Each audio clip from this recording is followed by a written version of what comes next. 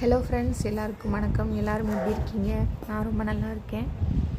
இன்றைக்கி என்ன குழம்பு நான் வச்சேன்னு பார்த்தீங்கன்னா, கருவாட்டு குழம்பு. மண் சட்டியில் கருவாட்டு குழம்பு வச்சேன். அது எப்படி அப்படின்றத இந்த வீடியோவில் நான் எடுத்திருக்கேன்.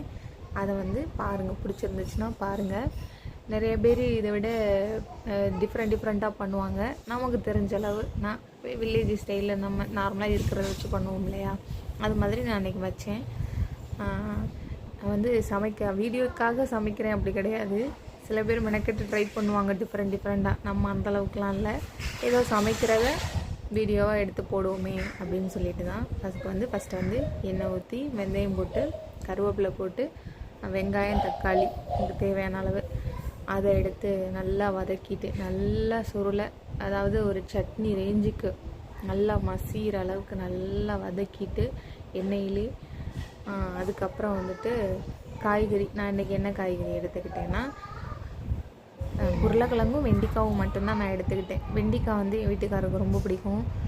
பெருசாக ரொம்ப காய்கறி நம்ம ரெண்டு பேர் தான் நாங்கள் சாப்பிட போகிறது.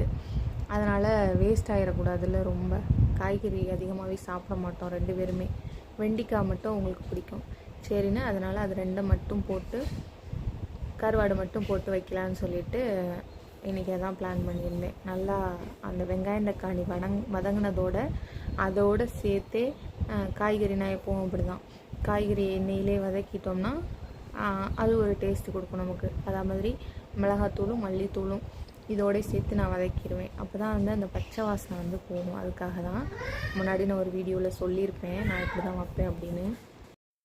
அதே மாதிரி காய்கறி நல்லா வதங்கணும். நல்லா அதுவும் ஒரு பாதி அளவுக்கு கொஞ்சம் நேரம் வதக்க விட வேணாம். வதக்குனதுக்கப்புறம் நான் ஃபஸ்ட்டு வெங்காயம் தக்காளியில் லைட்டாக உப்பு போடுவேன். எதுக்குன்னா அப்போ தான் சீக்கிரம் வதங்கும் வெங்காயம் தக்காளி. இது எங்கள் அண்ணி சொல்லி கொடுத்தது.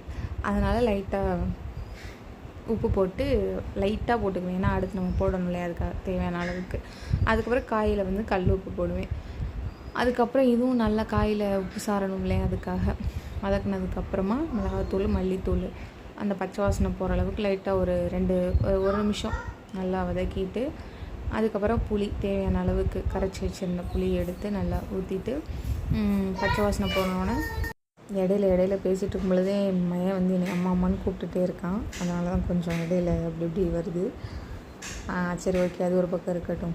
அதுக்கப்புறம் புளி கரைசல் நம்ம தேவையான அளவுக்கு ஊற்றிட்டு, அதுக்கப்புறம் நம்ம கொஞ்சம் நேரம் அப்படியே அது லைட்டாக சதன்னு கொதிக்கும் இல்லையா, அந்த மாதிரி கொதித்ததுக்கப்புறம் நமக்கு தேவையான அளவு தண்ணி ஊற்றிட்டு, நம்மளோட சில பேர் தண்ணியாகவும் வச்சாலும் செம்ம டேஸ்ட்டாக வைப்பாங்க. சில பேர் திக்கலாக வச்சும் நல்லாவும் இருக்காது. அது மாதிரி ஒரு சில பேருக்கு திக்கலாக இருந்தால் தான் பிடிக்கும். சரி, நாங்கள் ரெண்டு பேர் தானே, அதனால் கொஞ்சம் திக்கலாகவே வைக்கலாம் கொஞ்சமாகவே அப்படின்னு சொல்லிட்டு நல்லா கொதிக்க வச்சுட்டு, இதுக்கு முன்னாடியே நான் இதை ரெடி ஆனதுக்கப்புறம் நான் ஒரு சைடு அதுக்கு முன்னாடியே கருவாடை க்ளீன் பண்ணிவிட்டு, கருவாடில் அதிகமாக உப்பு இருக்கும் இல்லையா, அதுக்காக நான் தனியாக கொஞ்சம் நேரம் ஊற வச்சுட்டேன். நல்லா 4-5 வாட்டி கழுவுனதுக்கப்புறம் அதுக்கப்புறம் அதையும் எடுத்து சேர்த்து நல்லா கொதிச்சதுக்கப்புறம் ஃபைனலாக இறக்கியாச்சு. இப்படி தாங்க இன்றைக்கி குழம்பு வச்சேன். குழம்பு நல்லா இருக்குன்னு சொல்லி நல்லா சாப்பிட்டாங்க என் வீட்டுக்காரர். தேங்க்யூ.